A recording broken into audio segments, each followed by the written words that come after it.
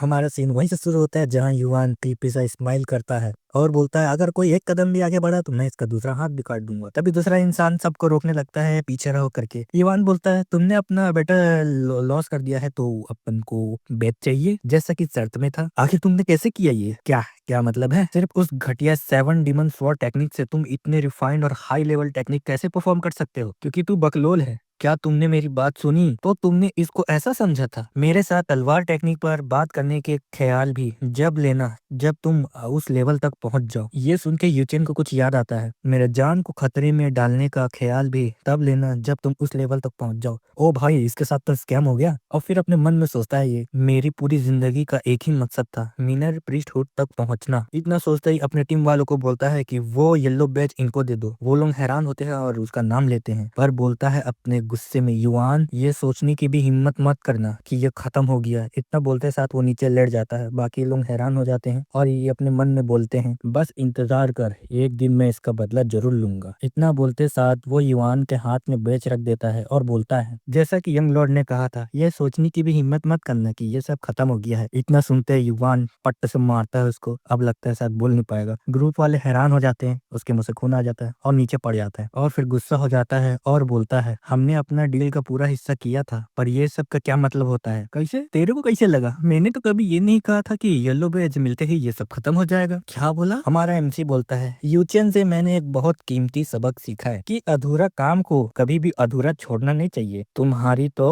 अब तुम हारे हुए और टूट चुके लोगों का फायदा उठाते हो। इतना ही बोलता है तभी एक और घुसन दिखाता है और फिर दूर फेंक आता है, सीधा जाके पड़ता है अपने ग्रुप वाले के सामने और हम देख सकते हैं उसका हालत। और फिर अपने एमसी बोलता है तुम्हारी दुनिया में जुल्म सिर्फ तब गलत होता है जब वो तुम पर हो। वाह क्या सेंस है। अब बाकी सब लोग को पकड़ लो और उनके सारे हाथ पैर तोड़ दो। ये लोग हुक्म मान जाते हैं और फिर चार्ज होते हैं सामने ग्रुप में। सब कोई भाग रहे होते हैं, डर गए होते हैं और हम सिर्फ आवाज ही आवाज सुनते हैं। और हम देखते हैं एक येलो बैज जो कि दूसरे टीममेट को देता है और बोलता है क्या क्या लॉर्ड, ये येलो बैज हमें क्यों दे रहे हो आप? मैं आखिरकार रखूं क्यों जबकि ये मेरा किसी काम का ही नहीं है। ये बात सुन के वो लोग शॉक हो जाते हैं और कितना सोच रहे होते हैं और बोलते हैं इस एकेडमी में सिर्फ स्ट्रांग ही सर्वाइव करते हैं और हमें ऐसे रहम दिखाने से उसे कुछ हासिल नहीं होने वाला। युवान का मुकद्दर कई ज्यादा है, ऊंची पहाड़ियों से भी ज्यादा। अब जब इतना सब कुछ हो चुका है, इसमें कोई शक नहीं है, हमने साइबर सेक्ट को अपना दुश्मन बना लिया है और अगर ऐसा ही है तो यंग लॉर्ड युवान को मिरर प्रीस्टहुड तक पहुंचाने में अब मदद करेंगे और यही सही रास्ता होगा। इतना ही बोलते सब के सब घुटने पे आ जाते हैं। अपना एमसी बोलता है तुम सब क्या कर रहे हो, और फिर अपना सर झुकाते हैं और बोलते हैं हम आपके अंडर आना चाहते हैं, अपने लॉयल्टी की कसम खाते हैं, प्लीज हमें अपने अंदर ले लीजिए। युवान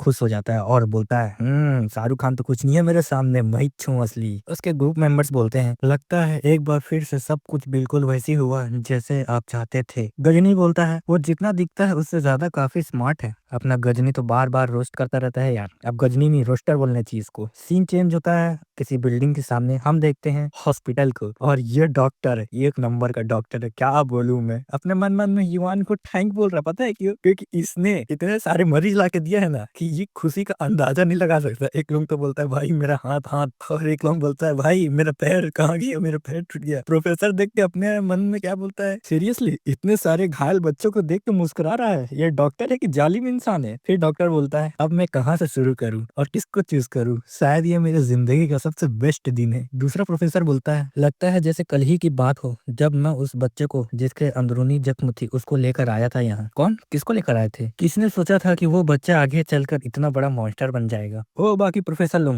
हो गया बातचीत, चलो आओ और अब इसको पकड़ो। अच्छा मैं आता हूँ। हम देखते हैं किसी को हंसते हुए और अपने मन में बोलता है माय लॉर्ड आप वाकई में एक बहुत इज्जतदार इंसान है, मैं कसम खाता हूँ कि आखिरी सांस तक आपकी सेवा करूंगा। हमारा सीन डिप्टी एकेडमी का हेड के पास होता है। रेड हेयर देखता है और बोलता है इसमें कोई शक नहीं है कि इसने डिमोनिक ब्लड रिवर्सल आर्ट का यूज किया है। और हम देखते हैं उसको क्लोजअप से और फिर वो अपना हाथ डाल के उसका एनर्जी से उसको ठीक कर रहा होता है ताकि वो चेक कर सके उसका बॉडी को। ठीक जैसे करता है वो होश में आता है और होश में आके सीधा बढ़ जाता है और अपना रेड हेयर बोलता है लगता है कि तुम बेहोश हो गए थे। हाँ सर मैं बेहोश हो गया था, अभी यहाँ पे ही बातचीत खत्म नहीं हुआ। और फिर सोचता है मुझे तो पक्का लगा था कि मैं युवान के ही साथ फाइट कर रहा था। और बच्चे सुनो, मुझे तुमसे कुछ सवाल करने हैं। मैं समझा नहीं। चलो अब बताओ मुझे तुम्हें कैसे पता चला डिमोनिक ब्लड रिवर्सल आर्ट के बारे में। और हमारा ये सीन के बाद ये चैप्टर खत्म होता है। अब आगे देखते हैं कि ये अपना कैसे बताता है रेड हेयर क्योंकि मैंने कहाँ से सीखा। तब तक के लिए चैनल में बने रहिए और सब्सक्राइब कर दीजिए और लाइक करके कमेंट करके बताओ कि कैसा लगा।